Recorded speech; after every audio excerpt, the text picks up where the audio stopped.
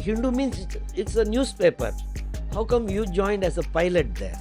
See, everybody has the fear, but the only thing is, you got to understand that when it's time to go, you have to go.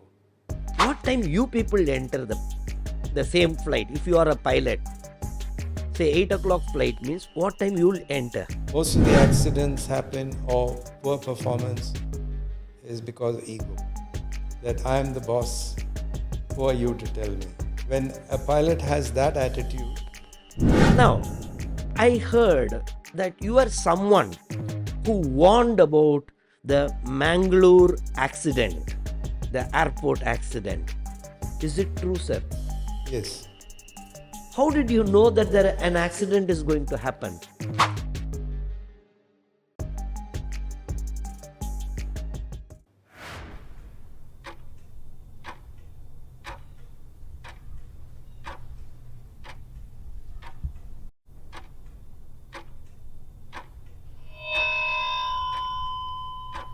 Hi everyone, welcome to the podcast series. First time I traveled in a flight was when I was 27 years old. So that time I still remember it was from Guwahati to Calcutta, Calcutta to Chennai. In fact, I've told every family member, extended family members, that I'm going to fly. So excited. Now, think about just I was a passenger. How about someone being a pilot? That too for 40 years. Today we have one distinguished guest who was a pilot for 40 years. Let's learn from him, hear from him how the life of a pilot is, whether he has had any emergency landings, how safe it is for us to fly in an aircraft. So, everything let us know from Captain Ranganathan. Thank you so much, sir, for joining us. thank you. So, which age you thought first time in your life that you want to fly? Well, I had been wanting to fly from a very. My father was a professor in Madras Christian College, Tambaram, and our house was on the approach path of the Tambaram Air Force Base. So, from a very young age, I'd been watching aircrafts landing and taking off. So, I always wanted to be a pilot. And I did contemplate joining the Air Force, but my father said no, because he said if you join the forces, your family life goes for a toss. So if you want to be a civilian pilot, I'll support you. And we were very fortunate that in the 60s, you had the Tamil Nadu government scholarship for pilots. And unlike the encouragement level, which is zero now, those days, if you looked at Indian Airlines or Air India, the number of pilots who came out of Madras Flying Club was very high, and we were all considered good. And so I joined Madras Flying Club when I was still in college, because the instructor there was an ex-Air Force pilot who took part in the World War II. And he was also my father's student in the college. And he told him that first let him finish his graduation and do the flying at the same time. Not rush into flying without graduation, because you never know when you could become medically unfit. So you must have something to fall back on. When I hear the number of youngsters who join at the minimum age of 17, they have the money, they're all from rich families, they have money to pay. You'll be surprised, when I did my flying, it was 10 rupees an hour. And today, and my license cost me only 5,700 rupees. Today, I was talking to Mr. Vijay, and I was told it is 1.5 crores. You see the parents are giving a lifetime saving to encourage a youngster to be a pilot without knowing whether he has the aptitude for flying. If you take my generation, we took to flying for the passion of flying. we never wondered about how much we were going to get. It was only that as long as I get a job to fly as a pilot, that was enough for me. I never looked at the money part. When I joined the Hindu to fly the Dakotas in 73, my first salary was 250 rupees. Today, even a peon gets more than that in any place. So I never looked at money as a thing. I wanted to be an airline pilot. I did get a job in a tea estate in Assam as an assistant manager, 2,500 rupees with a bungalow and all that. But I opted for the 250 job because I wanted to be an airline pilot. And my generation was of that thing. We never looked at money. And of course, the jobs were not that easy, but I was fortunate to get a job with Hindu. And I would say that that was the best grounding I had, because flying in weather on a Dakota, which had no instrument, now all of them start in modern aircrafts, which has ILS and all the computers and everything. We had just the basic instrument. We had to use our judgment and our eyes and our skill. So the grounding that we all had was completely different from what a modern pilot does. And if you look, I'm not saying that we were superior, but the motto of flying at that time is you fly the aircraft, don't let the aircraft fly you. Today, majority of them, they are letting the aircraft fly them. They don't fly the aircraft. That is the... Sir, Hindu, you told. Hindu means it's a newspaper. How come you joined as a pilot there? See, for them to distribute the papers, the printing was done in Madras, and it used to be flown to other centers for distribution by road. So if they printed and sent it in the morning, it'll never reach in time. So they had aircraft which will fly to Trichy, Madurai and Trivandrum, or Hyderabad, Vijayawada and back to Andhra. So it was all printed in Madras and flown to airports from where they distributed by road. Okay, sir. Okay. So your first flight was with the Hindu, the Dakota. Yeah. How was that experience, sir? It is totally different from the flying the modern jets. There you have to learn, like we had no weather radar, we had no instrument landing system, we had no VOR, that navigation system and all that. We had just the radio compass. So it will point to a beacon which we have to choose. And then and all our flights were by night. So we used to look for a lightning flash and see where there's a gap in the clouds, pick the gap and go. So there are times when your judgment can be, if you get your judgment right 8 out of 10 times, you should feel happy. There are times, a couple of times, we've got into thunderstorm clouds and got thrown around. But I've been lucky to survive. Sir, the flights, whenever we travel, I personally, I always have a slight fear inside whether everything will go, whether we land safely. I always have this. How about you, sir? You've flown almost 40 years. Whether you pilots also have that fear or no, nothing. You know that it is safe only. See, everybody has the fear, but the only thing is, you got to understand that when it's time to go, you have to go. I'm a firm believer in destiny. I never believe that the last day is not around the corner. So when you get into an aircraft cockpit as a pilot, you have to forget your family. What is important is the lives of all those who are behind you in the cabin. So you have to take them from A to B safely. That is our motto. And, that is one of the difference between airline pilot and an Air Force pilot. Because for them, it is their life, because trained fighter pilot or their life is important to fly the thing. So that is why they carry a parachute. And it is not the comfort, it is they have to develop the skill for defense. But an airline pilot has to take care of the comfort of the passengers and the safety of the passengers.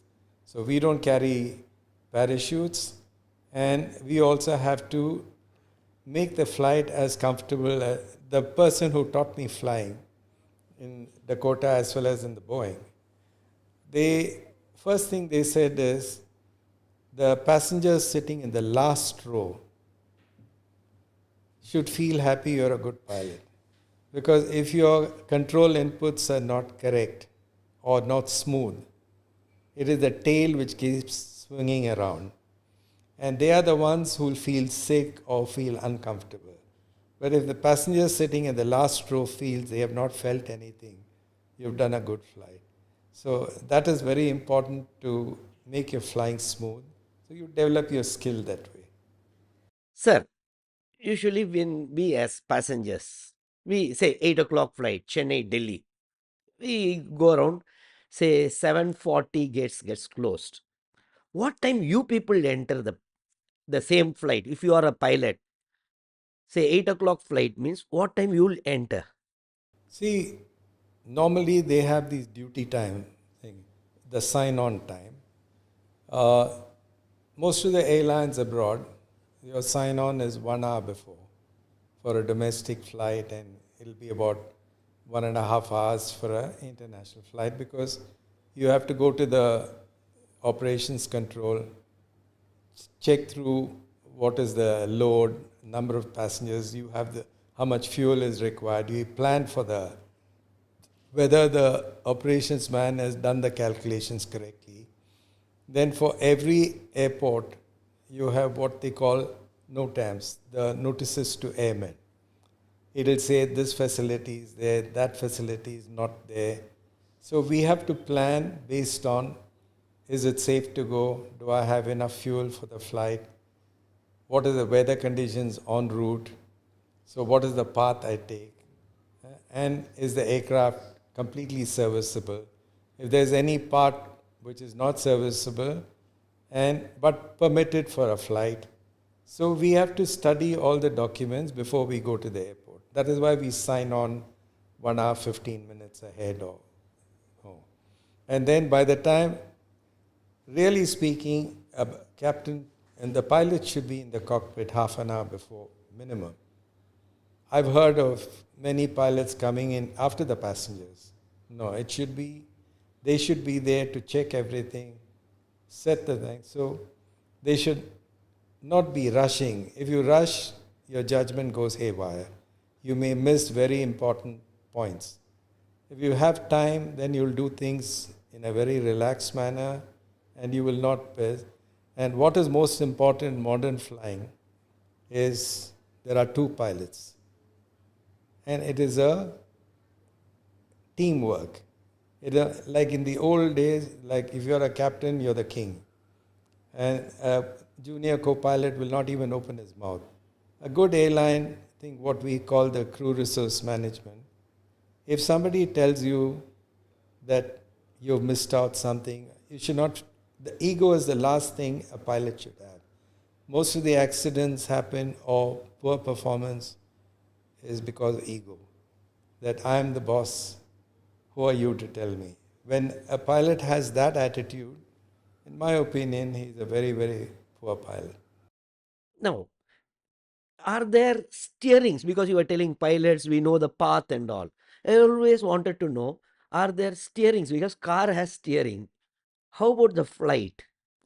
See, in the modern aircrafts, we have what's called a flight management computer, which you select the route you're flying. Like you have roads, we have what's called airways.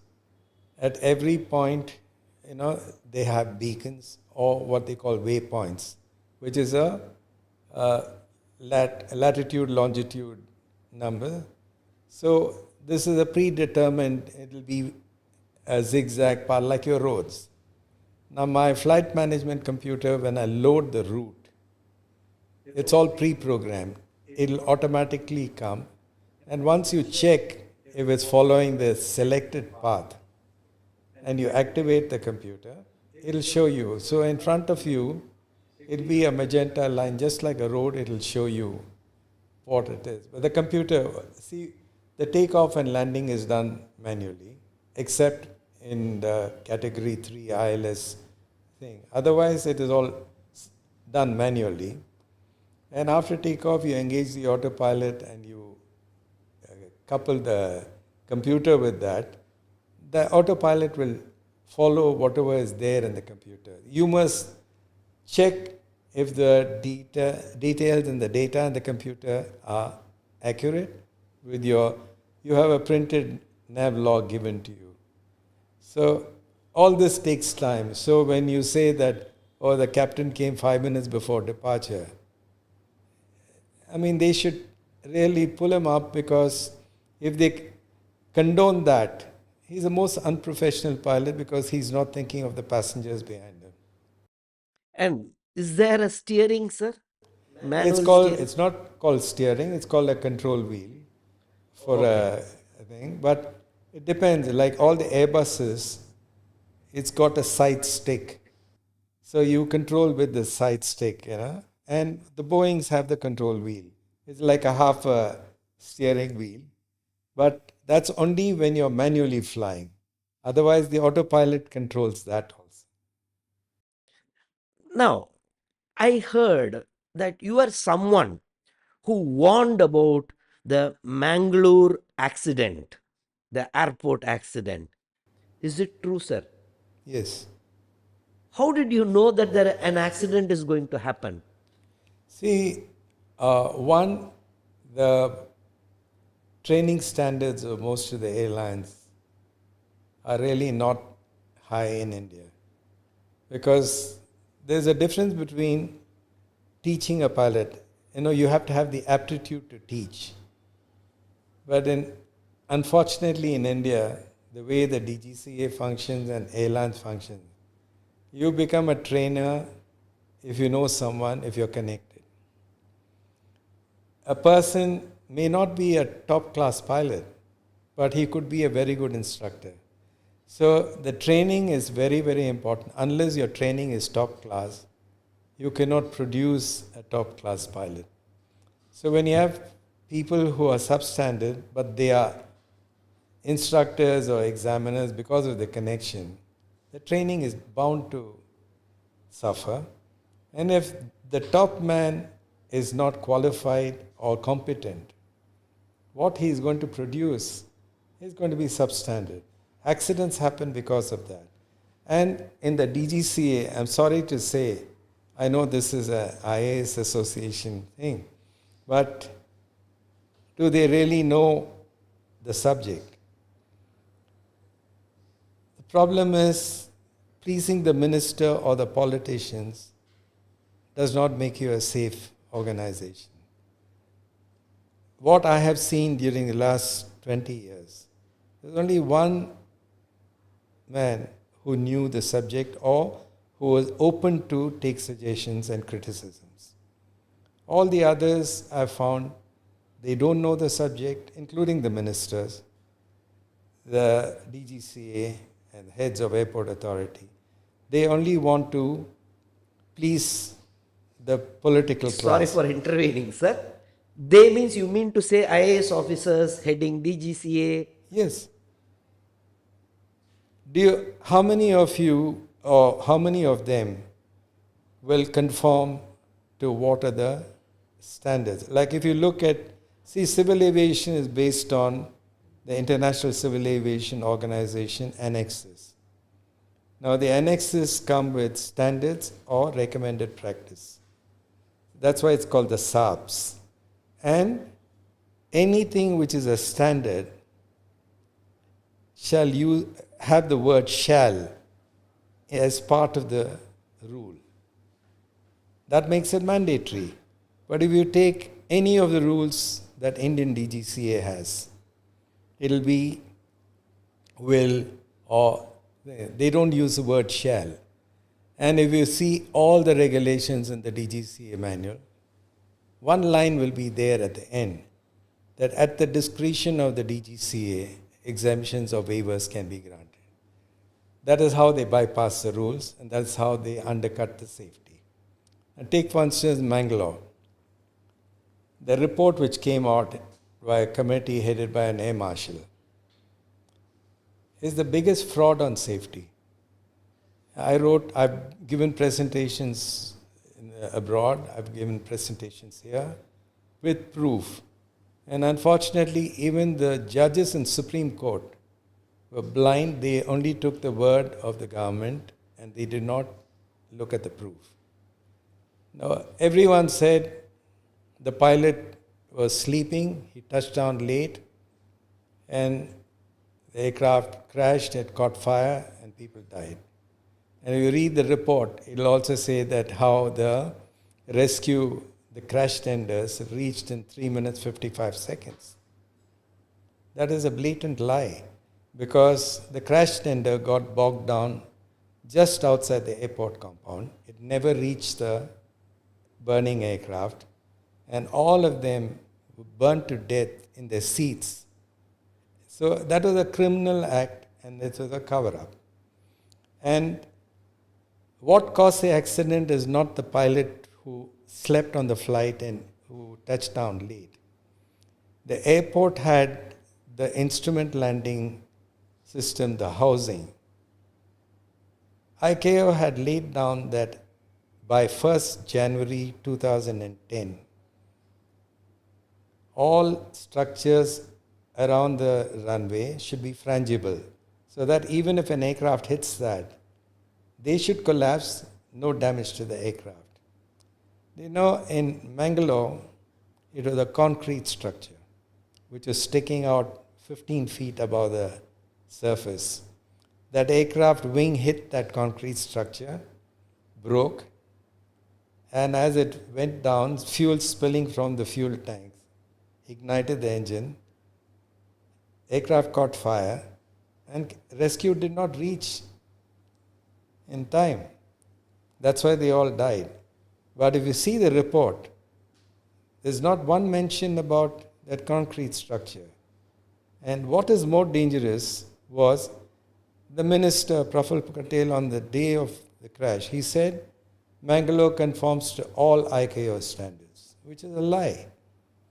And they wanted the flights to resume as early as possible. And they replaced the concrete structure with steel girders. I have photographs to prove that. And that's what I've been reporting, taking it out. So, and when you have the minister and the DG, they all want to place the minister or the politicians. The whole thing is the flight should go. It's the connectivity. At that time, we brought out how certain airports are dangerous. And there's a letter where I had even pointed out that Calicut, if somebody lands from the west on runway 10 and it's raining and there is no safety margin there's going to be another fatal accident. Even now there is a... Yeah, the runway does not have what is called a runway and safety area. After the Calicut crash, they formed a committee which recommended, one of them is an aerodrome expert. He had said that unless you have the runway and safety area, it is not safe. The only option for them is either you extend the runway, if there is no space available, reduce the runway length, in which case big aircrafts, or you have to reduce the payload. The number of passengers who can be in that plane will be less. It's 4 years now. They have done nothing because the minister doesn't know what the subject is. The people in DGCA, the IAS officers, they keep postponing, and procrastination is, I think, it's in their blood for safety actions. That is why, though they may claim that our system is very safe, it is not. You're flying on your horoscope. That's all. Because now take for instance the new rule about fatigue. They're all claiming, they've done something. Now it is not like one size fits all. You can say, I've extended the rest period from 36 hours to 48 hours, so we've done something. But a person who does the rest, if you're going to be given the rest in a hotel, where will you get the rest? If you see prior to 2005, the duty time limitation had that you do your day off in your home. Where is a family life? So there is always this stress, that they think you're a machine. And after that Toronto crash of Air France, when the journalist asked the investigator, is it a pilot error? He made a fantastic statement, and I always talk about it in my presentations. His statement was, pilots are not machines, they are human. I do not look at what made this pilot do what he is not trained to do. When our training does not conform to standards, and you're treating a pilot like a machine, and don't let him have any human feelings. He has, like here, we don't have any, like if you talk to most of the pilots who are complaining, it's fatigue, stress. Stress is not just the body stress, it's also financial stress. Airlines cut the salary, cut the allowance, and some pretext or other. DGC has a rule that if your contract terms are not met, you can leave. But then they have a rule that you have to give 1 year notice to the company. So the whole thing is, we don't have a DGCA who's a regulator. We have only a facilitator who is hand in glove with the airlines. So as long as you have that, you don't have a regulator who's independent, not governed by the government or politicians, who can think for himself that safety is the most important thing, you're not having a safe environment in India. And the best statement, the former head of International Civil Aviation Organization, Asad Kotete, he made one statement. He said, one life lost is one life too many. So unless you have, and all these IAS officers and others, they go to ICAO on deputation. What have they learned with their spell for 3 years in Montreal? They've learned nothing about safety. Just come here, if the minister says, clear the, like you have every minister that I've seen last 20 years, he will say in the next 5 years we'll have 100 airports. We're going to have so many aircraft, so many flights, connectivity. But if you have so many airports, flights to go in, do you have air traffic controllers? We don't have. In 2006, we showed that we were 500, 600 controllers short. That number keeps increasing or decreasing. So who is going to bring the aircraft down safely? We don't have controllers. So what is the point in announcing that we're going to have 100 airports? Do we have the air traffic controllers for that? After the Mangalore crash, they had a committee formed, the DGCA at that time insisted, and it was called Civil Aviation Safety Advisory Council. I was part of that. So when we went inspecting some of the airports, we found blatant violations of safety. And talking of the radar controllers and shortage of air traffic controllers, when we did port play inspection, I found 2 ATCOs who are qualified radar controllers. That was a time when Mumbai was reporting severe shortage of radar controllers. What's the point in sending a qualified man to a station which has no radar? And I was told it is that your punishment posting that people get. You have to do your rounds on this kind of. So you'd rather have a shortage in a place where he should be and downgrade the safety. Then, so there's got to be common sense in all the actions. And because one of the biggest problems in India is that there is no accountability. Now, we work on Peter's principle. The more incompetent you are, the higher you rise. And that is, in civil aviation, is the highest. So can we say that IAS officers were responsible for the Mangalore and Calicut accident? I wouldn't say IAS officers. At that time, the man who was a DGCA, in my life in civil aviation, I found him to be the most competent of the officials. All the others had, they'll start off well, but they'll slide very fast. He was one man I found who had no ego. Like if he didn't know something, he will approach a person who knows the subject. I've not come across any other DGCA who would consult. So that it's not that I have on this subject. They have absolutely no competence. The other thing I can give you, it is in our own state.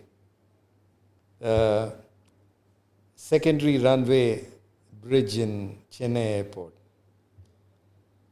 You'll all be. I've been taking this up from the time I did the inspection at thing. The whole thing is completely corroded. You never know when it's going to collapse. And Chennai airport, some safety that bridge issues. across the Adyar River. Okay, I had warned, even before the bridge was constructed, I had warned that if you block the path of Adyar, because in 2005, there was a lot of flooding in except the runway, the entire airport was flooded. No, how Adyar Bridge is connected to airport? The runway is on top of the bridge, not the Adyar bridge, the runway bridge. Okay. That is substandard. The environment clearance for that shows that they have to be minimum so many meters above the flood level of the earlier flood, 2005 floods. They were given specific numbers and it was cleared for a particular width. It is built wider than that. And then all the pillars, as per the environment clearance, were supposed to be 1.2 meter diameter. And the airport authority own statement says 0.85 meters. So it is built narrower. It's all cost cutting. I've got photographs of the corroded thing. They're doing patchwork with cement to cover the corroded concrete. And so I said, you have built that bridge 4 meters below the cleared height. And we had 8 months before the 2015 floods, I met the Chief Secretary and the Transport Secretary in the head office. I warned them about this. I showed them photographs of my inspection. You know what I was told? Lightning doesn't strike twice. So you're unnecessarily. 2015, whole of Chennai was practically destroyed then.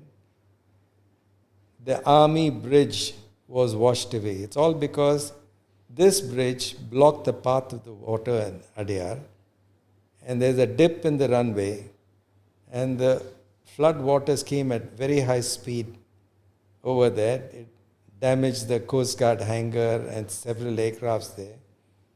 And we had floods in areas like T Nagar and all that, which has never seen floods before. Did they act on that? No. They are still content. Because my letter is there, where I said that the bridge is not safe. If an aircraft crash lands on that, then if loss of lives, people who cleared that have to be accountable. I don't know whether it's because of that letter or not. Even today, 12 years after the bridge was completed, heavy aircrafts don't land on that runway. And their landing point is beyond the bridge. So they know that it's not safe, but they're still using that.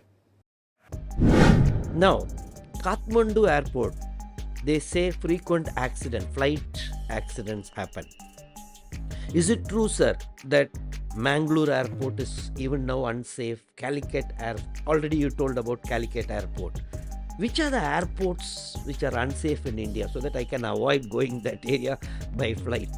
The decision is all political. If people are dead, the Supreme Court turns a blind eye. So we know that none of us are going to be sent to jail. So why should they act? That is the main. So if seeing this, someone wants to become a pilot, a lot of people from across India, they'll be seeing. Which age one has to decide whether they can join, and what are there will be certain qualities, like someone wants to write civil service. I know a degree is required, basic hardworking ability is required, means what the personality traits, plus a decent knowledge, decent level. Now, like that, what age someone has to decide? Someone wants to become a pilot.